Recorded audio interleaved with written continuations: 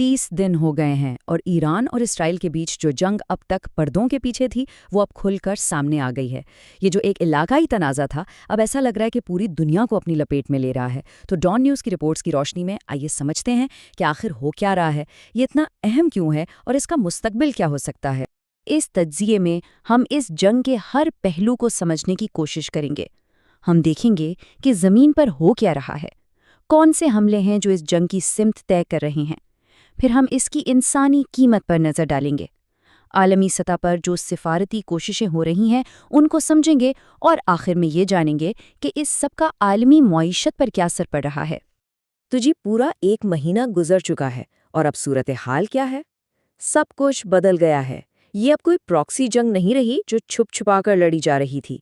नहीं, अब हम बराह रास्त मिसाइल हमले और जवाबी कार्रवाइयां देख रहे हैं जिसने पूरे खित्ते को एक ऐसी जंग में धकेल दिया है जो हर गुजरते दिन के साथ मजीद संगीन होती जा रही है। ये जंग अब सिर्फ 2 मुल्कों तक महदूद नहीं रही, इसने पूरे मशरिक़ वुस्ता को अपनी आग में लपेट लिया है और दोनों तरफ से हमलों की शिद्दत पहले से कहीं ज़्यादा बढ़ गई है। अच्छा, ये कशीदगी कितनी बढ़ गई है, इसको समझने के लिए हमें उन फौजी कार्रवाइयों को देखना होगा जो इस जंग को हवा दे रही हैं।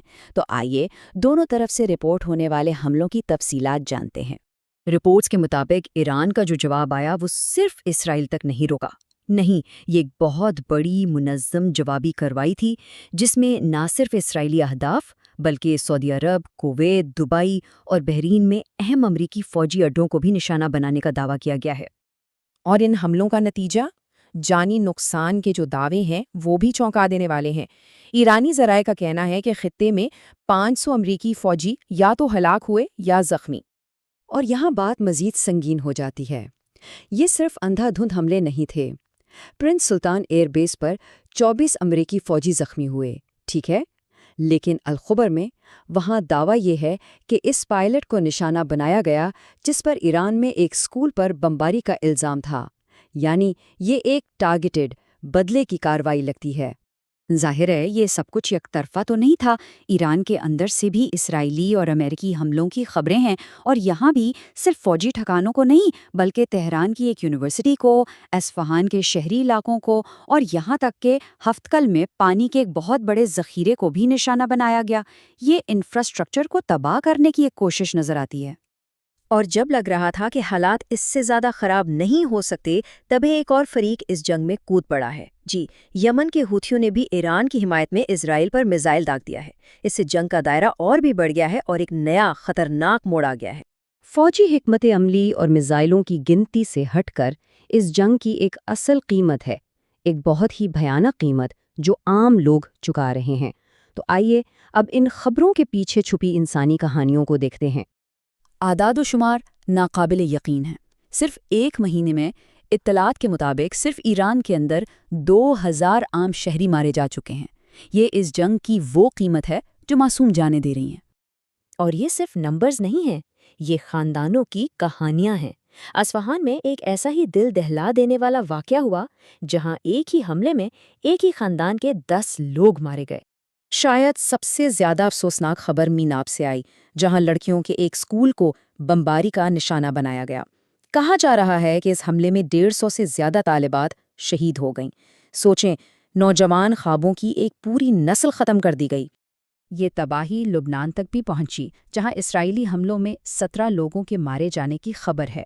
और अहम बात यह है कि मरने वालों में मेडिकल स्टाफ और सहाफ़ी भी शामिल थे, वो लोग जिन्हें जंग के कानूनों के तहत भी तहफ़्फ़ुज़ मिलना चाहिए। अच्छा, एक तरफ तो ये फ़ौजी कार्रवाइयाँ चल रही हैं, लेकिन दूसरी तरफ सिफारती और सियासी महजाज पर भी बहुत कुछ हो रहा है। चलें देखते हैं कि आलमी सतह पर क्या कोशिशें हो रही हैं। हैरत अंगेज़ तौर पर इजराइल के सबसे बड़े तहादी यानी अमेरिका के अंदर से ही तनकीदी आवाज़ें उठ रही हैं। सेनेटर बर्नी सैंडर्स ने तो साफ साफ कह दिया कि ये जंग इसराइली वज़ीर आज़म ने शुरू की है और उन्होंने मुतालबा किया कि इसराइल को अमरीकी हथियारों की सप्लाई फ़ौरन रोकी जाए। इसी दौरान इस्लामाबाद वो कशीदगी कम करने की कोशिशों का एक मरकज़ बना हुआ है। मिस्र और तुर्की के वज़राए ख़ारजा वहाँ पहुँच चुके हैं और एक बहुत अहम बात ये हुई कि पाकिस्तान के वज़ीर आज़म और ईरानी सदर के दरमियान तकरीबन 1 घंटे तक बातचीत हुई, जिसका मकसद सिर्फ एक था, किसी तरह अमन का कोई रास्ता निकाला जाए।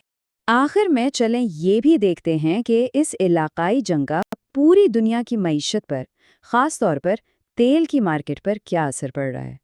جیسا کہ صاف نظر آ رہا ہے، اس جنگ نے تیل کی عالمی منڈیوں میں ایک طوفان برپا کر دیا ہے۔ تیل کی سپلائی رکنے کے در سے برینٹ کروڈ آئل، جو کہ عالمی معیار ہے، $112 فی بیرل تک پہنچ گیا ہے، اور امریکی مارکیٹ کا پیمانہ WTI وہ بھی $99 پر آ گیا ہے۔ تو اس سب کا مطلب کیا ہے؟ مطلب یہ ہے کہ یہ کوئی دور دراز کی جنگ نہیں رہی، یہ پوری دنیا کے لیے ایک ٹھوس معاشی مسئلہ بن چکی ہے، جس کے اثرات تیل کی بڑھتی قیمتوں اور مہنگائی کی شکل میں ہر کوئی محسوس کرے گا۔ تو آخر میں ہم سب ایک ہی سوال پر آ کر رک جاتے ہیں۔ ایک طرف سفارتکاری کی کوششیں ہیں اور دوسری طرف مزید تباہی۔ یہ خطہ اب کون سا راستہ چنے گا؟ کیا امن کی کوششیں رنگ لائیں گی، یا ہم سب ایک بہت بڑی اور زیادہ تباہ کن جنگ کے دہانے پر کھڑے ہیں؟